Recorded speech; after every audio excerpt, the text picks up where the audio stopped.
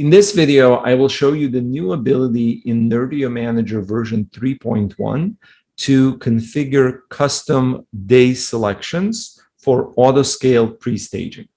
Let's go ahead into one of our host pools and let's open up auto-scale configure page. And for those of you familiar with the auto-scale configuration, you'll recall there is a pre-stage hosts section that allows you to set up when and how many VMs should be turned on before users begin logging in mass and absorb that initial logon storm with capacity that's ready to go.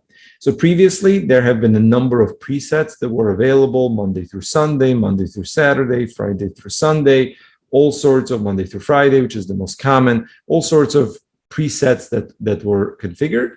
And now you also have the option to select custom days. So for example, if you only want to pre-stage capacity on Monday and Thursday, you can easily do that rather than pre-staging it Monday through Friday. So this new feature just creates more flexibility by being able to select individual days rather than selecting entire day ranges, which is really meant more for consecutive sets of days of the week.